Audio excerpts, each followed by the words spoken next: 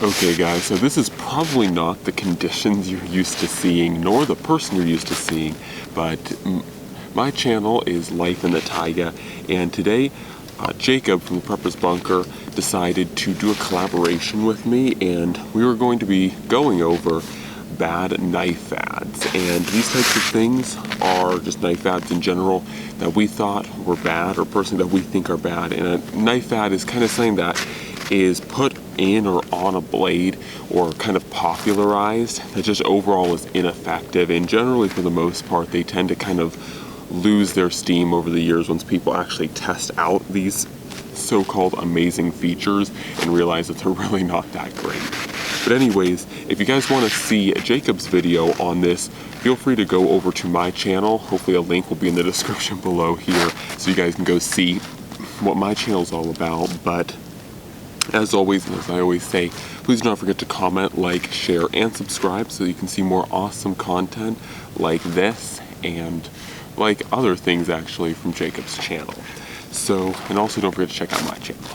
So let's just dig right into this. And today we're going to be talking about, like I said, the fads that overall I think are really bad in the knife industry, or not so much the knife industry just, but also just bad in the outdoor knife industry primarily is what I'm going to be talking about, because some of these things are actually good in like everyday carry or defensive knives. But the first one for me has to be, and I don't have any examples on the table because I really don't like these types of knives, but is sawback blades. And I think these things are just probably my top #1 disliked thing on a knife, and this is actually a pretty big fad. There are quite a few, especially tops knives, that were kind of sold as just having a saw back on them, and they're so effective because, you know, now you don't even need to carry a saw on you because your saw is built into your knife. But not only does that never work ever, because a real saw, if you guys ever use a real saw, you'll notice that they're very thin, like even pocket saws, like on a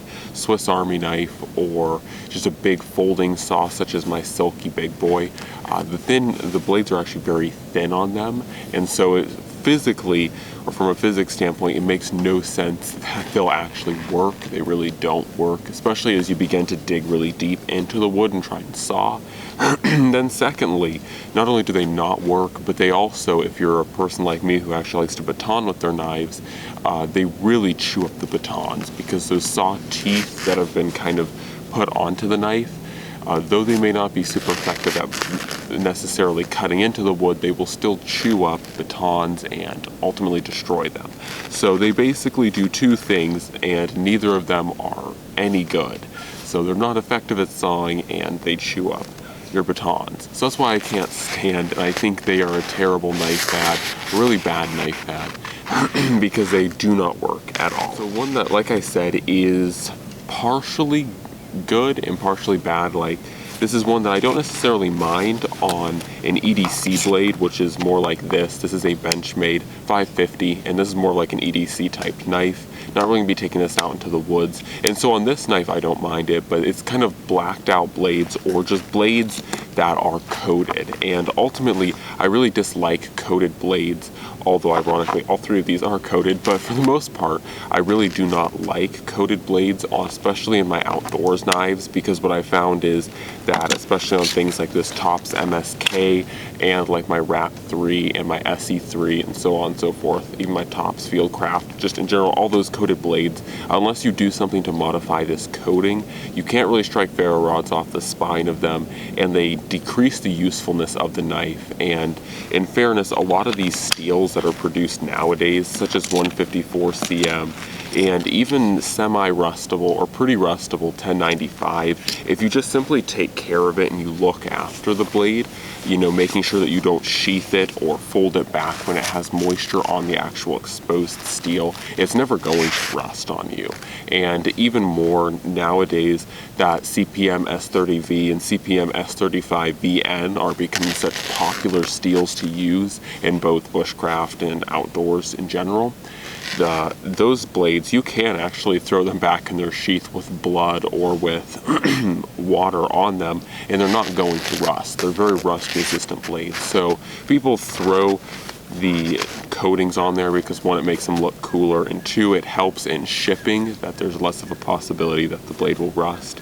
But ultimately, coated blades are just another kind of fad that's really unnecessary, and really you don't need to have that. So the next one, and this is probably the one that's definitely just for outdoors knives, and I brought this one out primarily for this example, and that is serrations. Now, as far as an everyday carry knife, such as this knife, and I'll roll in a picture of a defensive knife that I have too, I like serrations for defense and for EDC. And now, not so much for EDC, but especially for defense. And so I think serrations do have their place, but not in the outdoors. I really, they are useless. I've tried many times. I've had serrated knives, multiple serrated outdoor survivalish kind of knives that have been serrated, and they're just not good. Even multiple different types of serrations, the serrations just don't really work. And especially for what you need to do out in the woods. I mean, we're not really generally cutting a lot of fibrous or defensive kind of flesh that you would really need it to justify serrations with. They're overall really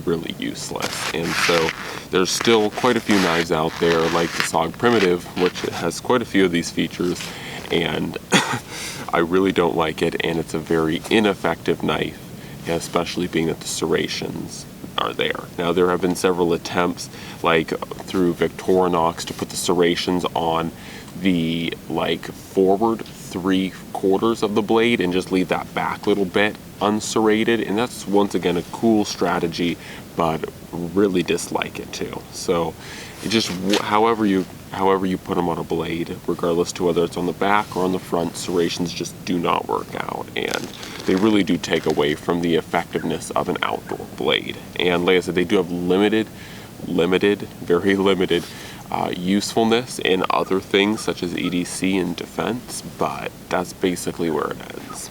So the next one, and I brought this one out primarily for this, is to talk about bigger knives.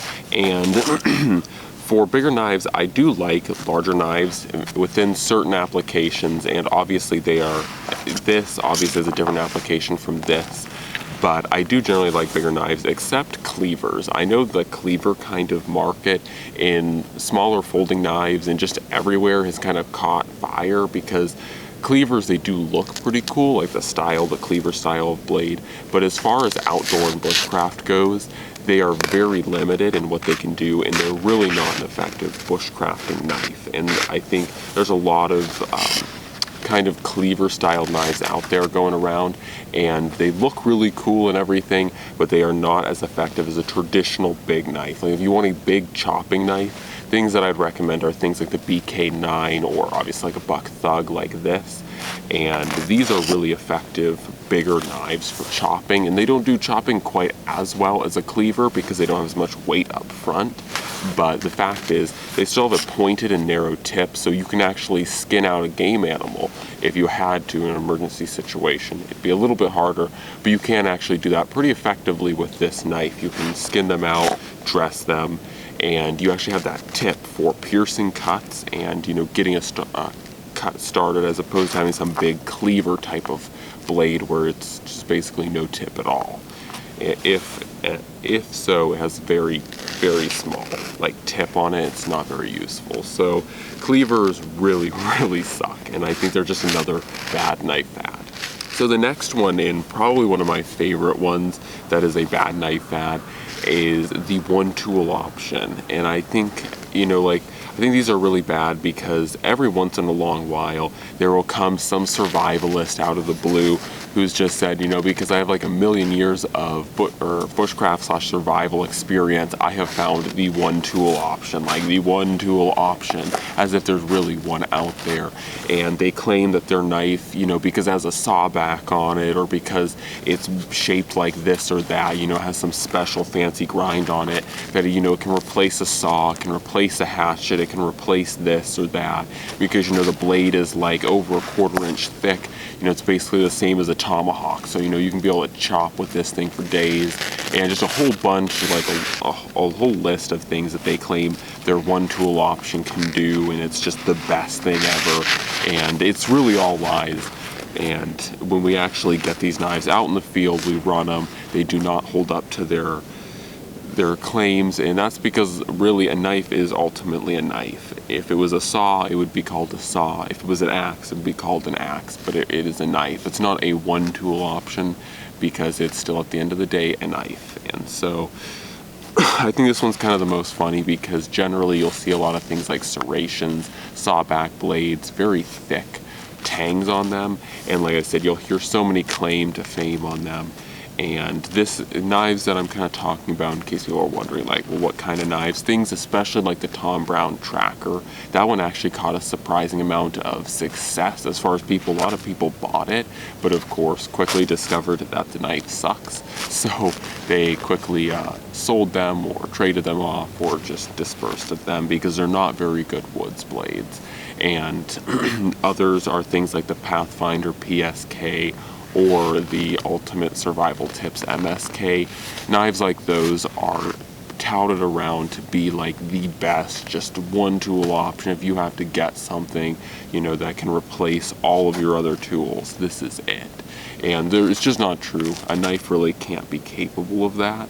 And so anyways, I think it's a hilarious but ultimately horrible knife pad. And it's something that it's not just like one tool option out there came across, but there's actually quite a few one tool options, or like supposedly one tool options, that are just so amazing, but they're really just knives. And some of them honestly suck, like the Tom Brown Tracker. So the last one is kind of like I already mentioned in the one tool options, and that is thick blades. If you guys do notice, even with this big chopper here, this says I think around 3/16. This is one of the thickest. I think this is the thickest woods blade I use, and so I'm not a big fan of thick blades as far as bushcrafting outdoors goes, and that's because one, the weight of a very, very thick blade makes it hard to pack around, and especially if you're actually going into the woods miles and miles and miles and you're doing hiking, you're not using vehicles to get you in. Nothing wrong with that, but if you are actually hiking, the weight really sucks after a while. You don't want to carry thick chunks of steel because of, oh, they're so industrial, or, you know, they're just so indestructible, because really this knife is every bit as indestructible as many of those very, very thick blades. But not just that, also the cutting performance generally is lacking, because of course this is ultimately at its core a wedge, and so whenever you try and push a larger object through something, the larger the object, the harder and more force it takes to actually push it through something else. So I do not like thick blades generally, because at some point it's going to thick up to that large thickness, and it's going to be very hard to really just push it and do finer tasks with it. And so overall, I really don't like thicker blades, and I think there's this kind of thought out there in the knife world that, you know, if you have some really thick, full tang, just beast of a blade, that, you know, it'll be indestructible. And, you know, the honest point is that it is indestructible for the most part. It's pretty bulletproof, but the reality is that you can accomplish the same type of toughness and the same type of rigidity and just overall indestructibility through something that's a lot thinner than you might think. Something like this, because ultimately at the end of the day, it doesn't just come down to the thickness of the steel, but it also comes down to the actual steel that you're using. Something like this is 5160 spring steel, and so though this thing is full flat grind, it's only 3/16 of an inch thick, and it gets down to a very, very thin tip. If you guys can kind of see that it's just like very, very thin. I don't know how you guys can see it, but it's a very thin blade overall. There's not a whole lot of very thick steel to this knife, but because it's made out of spring steel, you can just beat and thrash. And I think you guys can kind of see overall, this knife does not look like I've taken easy on it, and I haven't. I've beat, thrashed, just chopped this with this knife, and it holds up just fine, because spring steel is a very, very tough steel, and it's a very bendable steel, so when it hits, it's very shock resistant. So anyways, it's not so much about the thickness of the steel that makes the knife tough, it's really about also the steel and how it's heat treated. Anyways, guys, hopefully you've enjoyed this nice little look at kind of going over kind of some of the bad knife pads I personally think of. in the outdoor industry, and I think some of them are more funny than others, especially one-tool options, because, you know, there's always like that one survivalist that comes out and they're like, because I have so many years of training, I'm just completely qualified, and, you know, I know exactly what to make. I find it really funny that people like Morris Kohansky, even though he has many times the outdoor experience that most of these would-be survivalists, they go around calling themselves that, have, he's never actually partnered with any company to make his one-tool option kind of knife. The closest thing is he did invent the blueprints for the Skookum bush tool, but he never collaborated with any knife company to make it, and he definitely never called that his one-tool option. He might have called it his one knife if he had like a knife, a saw, and an axe, but he's actually one of the only really smart, larger or more preeminent bushcrafters / survivalists out there, because he actually realizes that if you want to